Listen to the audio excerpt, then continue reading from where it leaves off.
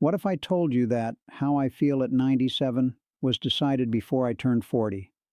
Not in one dramatic moment, not by some miracle cure, but by small, almost invisible decisions, repeated daily, long before I ever thought about old age. Most people think aging begins at 60, maybe 70. That's when they start paying attention. That's when they begin asking, how do I stay healthy? But I'm going to tell you something most people don't want to hear. By the time you start thinking about aging, much of it is already written. I am 97 years old now. I still walk on my own. I remember names. I wake up without pain most mornings. Not because I was lucky, not because of my genes, but because I unknowingly began investing in this body decades before I needed the return. You see, the body doesn't respond in days or weeks. It responds in years, in decades. Every habit you repeat is like a quiet vote, not for who you are today, but for who you will become later. When I was a young man, I didn't think about longevity. That word didn't exist in my vocabulary. I simply noticed something. The men who moved more, ate simply, slept deeply, and avoided excess, aged differently. They didn't just live longer, they lived better. At the same time, I watched others, strong, confident men in their 30s, dismiss their habits as harmless. Too much alcohol, too little sleep, processed food, constant stress. They all said the same thing: I'll fix it later. But later has a cost. What people don't understand is this: aging is not a sudden decline. It is a slow accumulation, a layering of choices, like interest, either working for you or against you.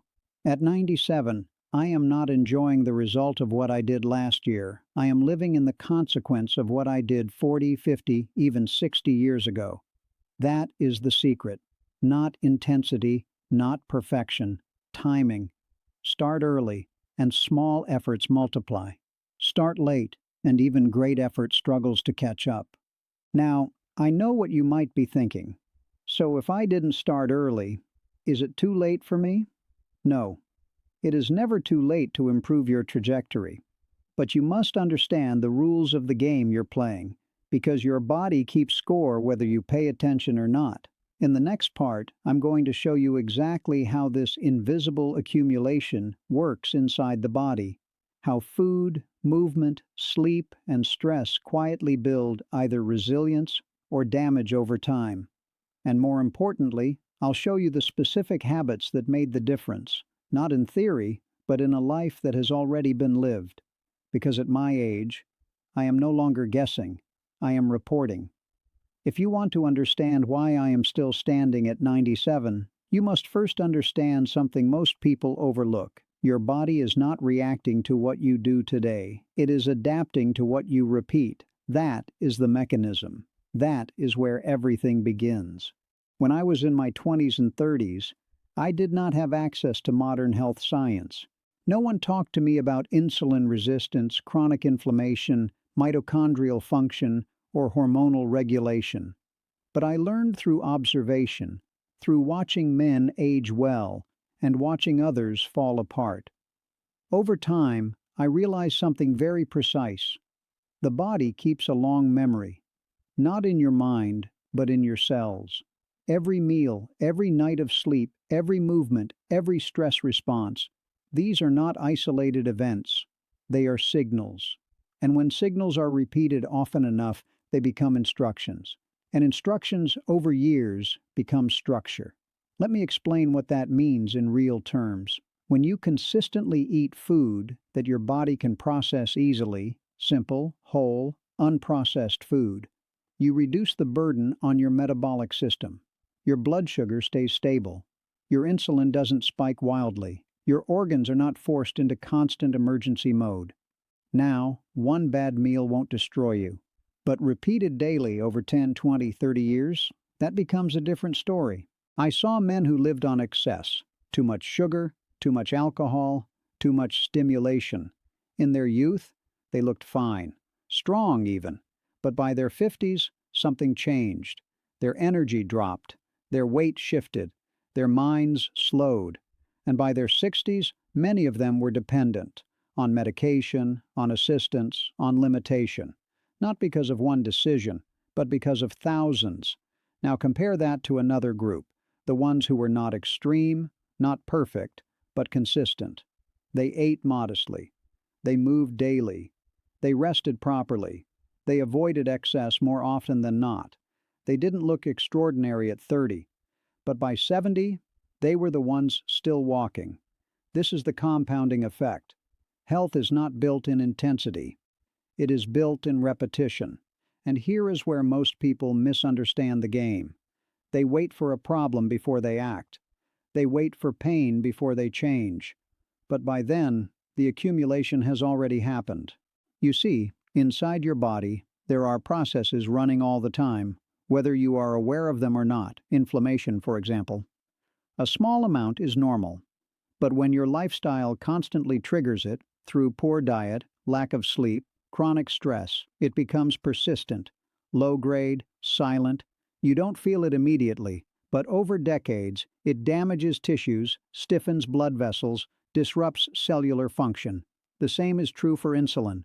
When you repeatedly consume high-sugar, highly processed foods, your body must release insulin again and again to manage blood glucose. Over time, your cells become less responsive. This is what people now call insulin resistance. Again, not overnight, but gradually. And then one day, it has a name: diabetes. But the process started decades earlier. This is why I say aging is delayed consequence. Not random, not sudden, predictable. Now let me talk about movement, because this is where many people make another critical mistake. They believe exercise is something you do to fix your body. But movement is not a repair tool. It is a maintenance signal. Your body is designed to adapt to demand. If you move regularly, your muscles are preserved. Your joints stay functional. Your cardiovascular system remains efficient. If you don't, your body adapts to that too. It reduces what it no longer needs.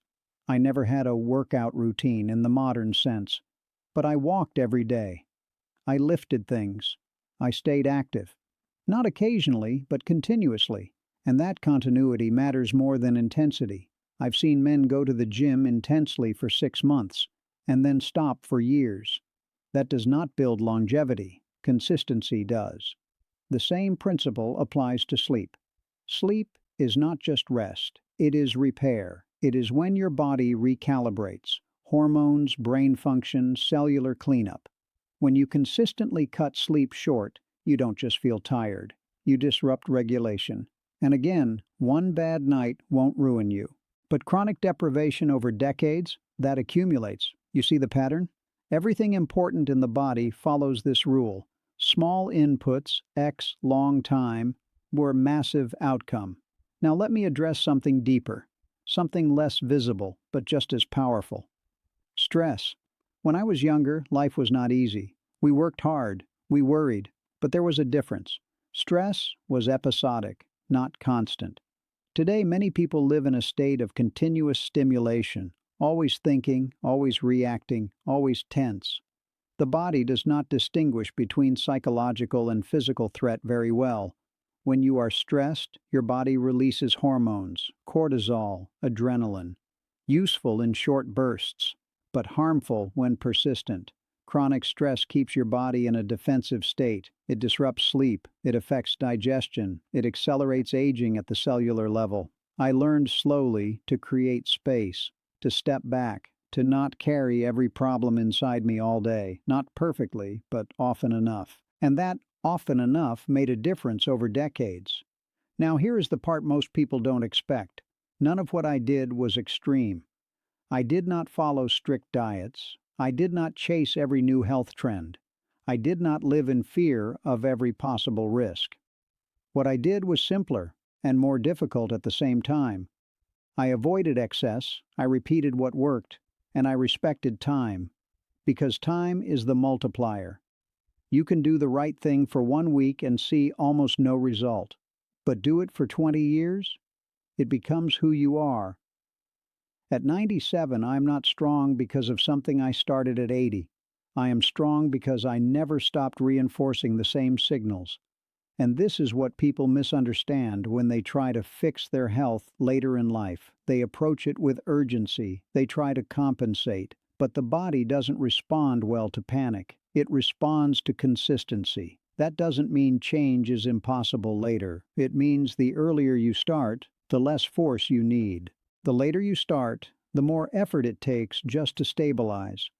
So when you hear someone say, "The secret to aging well starts decades earlier," understand this. It is not a motivational phrase, it is a biological reality.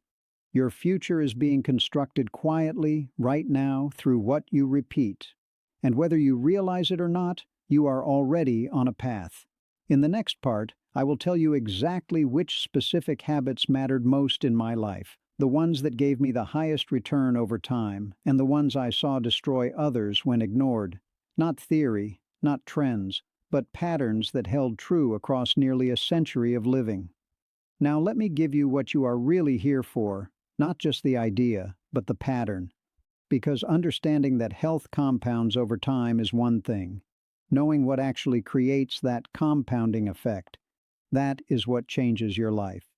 At 97, when I look back, I don't see hundreds of different strategies. I see a small number of habits that repeated themselves for decades. Not perfectly, not rigidly, but consistently enough to shape the outcome. The first was how I ate. And I will be very clear with you. It was not about perfection, and it was never about restriction. It was about simplicity and stability. Most of my meals were made of foods that looked like food, things that came from the ground, from animals, from nature, not from factories.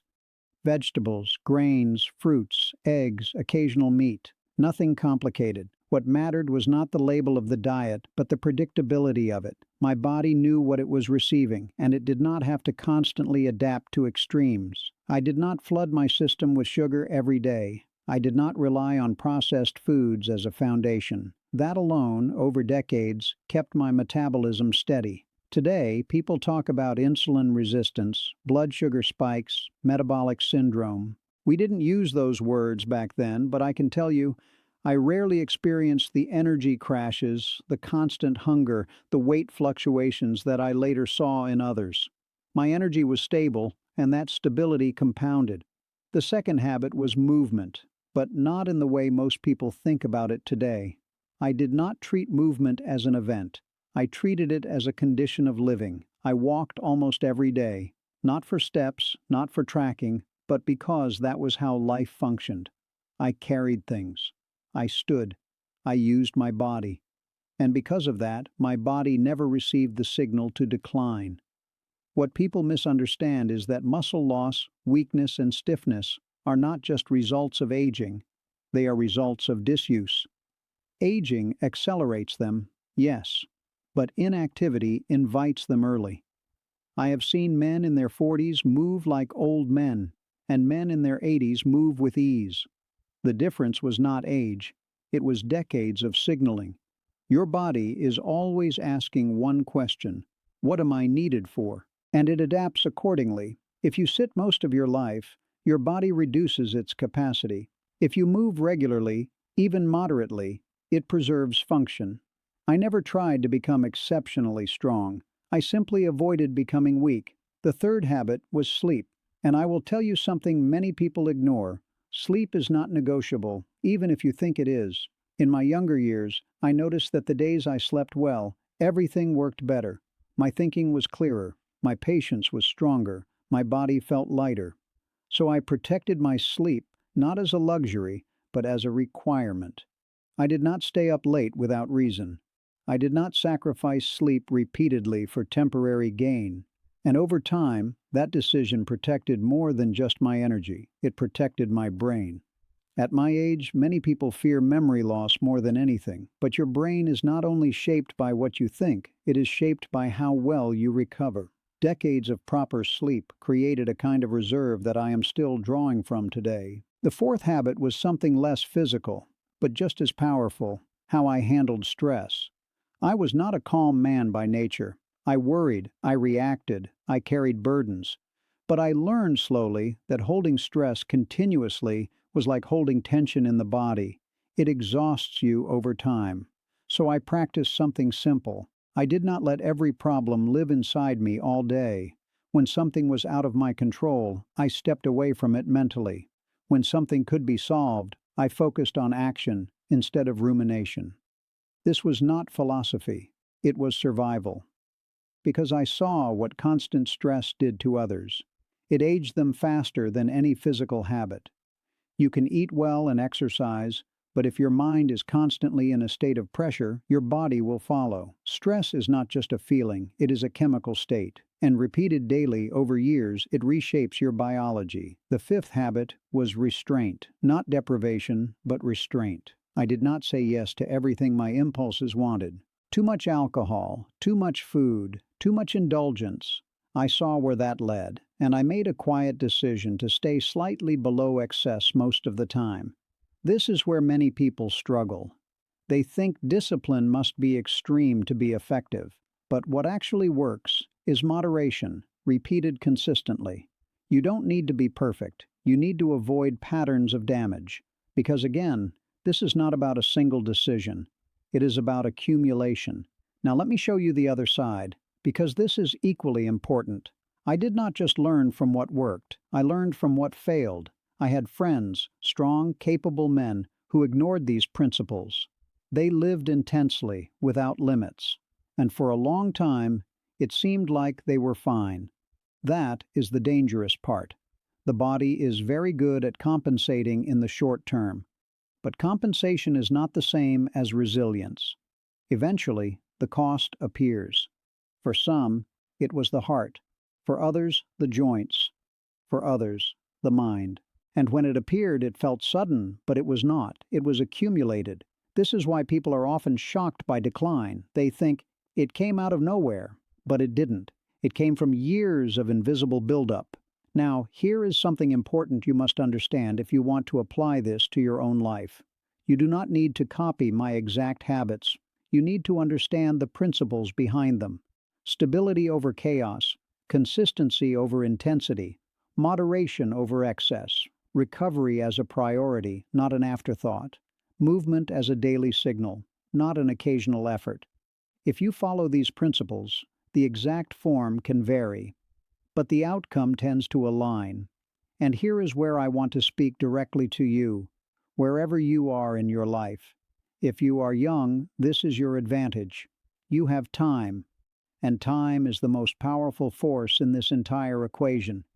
Every good habit you start now will multiply beyond what you can currently see. If you are older, this is your opportunity. You may not have decades to compound, but you still have time to change direction, and direction matters more than speed.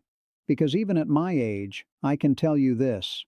The body responds when you give it the right signals. It may respond slower. It may not return to what it once was, but it will improve. The mistake is not starting late. The mistake is not starting at all. At 97, I am not telling you this as advice. I am telling you this as evidence. My life is not a theory. It is the result of repeated inputs over a long period of time. And if there is one thing I want you to take from everything I have said, it is this. You are not waiting to age. You are already aging. The only question is, are your daily habits building strength for that future, or slowly taking it away?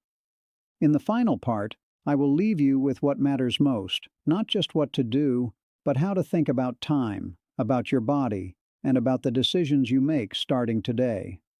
At 97, I no longer think about health the way most people do. I don't think in terms of diets or routines or short-term goals.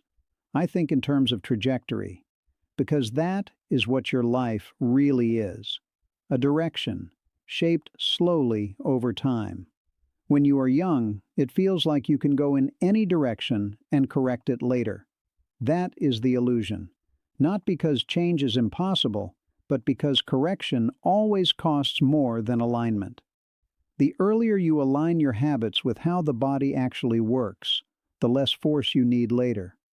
That is the real secret. Not a trick, not a shortcut, not something hidden, just time, working in your favor instead of against you. If I could go back and speak to my younger self, I would not tell him to be more extreme. I would not tell him to chase perfection. I would tell him something much simpler. Respect repetition. Because what you repeat, you become. Not immediately, but inevitably. Your body is always listening, always adapting, always keeping score. And it does not judge you based on intention. It responds to behavior. You cannot negotiate with biology, but you can work with it. And when you do, the rewards are quiet at first. You don't notice them in a week or even a year. That is why most people give up. They are looking for immediate results in a system that is designed for delayed outcomes. But if you stay with it, if you keep your habits steady, your inputs clean, your movement consistent, your rest protected, something begins to happen, not suddenly, gradually. Your body becomes easier to live in. You wake up with less resistance. You move with less effort. Your mind stays clearer. Your energy becomes more reliable. And as the years pass, instead of losing everything at once, you retain more than expected. That is what aging well really feels like. Not perfection, not invincibility, but preservation. And preservation is not an accident. It is built. Now, I know there are people listening who feel they are already behind, that they did not start early, that they made mistakes. Let me tell you this clearly. Regret is useless unless it becomes direction. You cannot change the decades behind you, but you can absolutely influence the years ahead. And those years will come faster than you think. So start where you are, not tomorrow, not when things are perfect. Now, simplify your food, move your body, protect your sleep, reduce what harms you, repeat what helps you, not for a week, but as a way of living. Because whether you act or not, time will continue to pass, and one day you will arrive at an older version of yourself. The only question is, will you meet that version as someone who invested early and consistently, or someone who kept waiting for later? I am 97 years old, and everything I am today was built long before I needed it. That is the truth most people discover too late. You don't have to.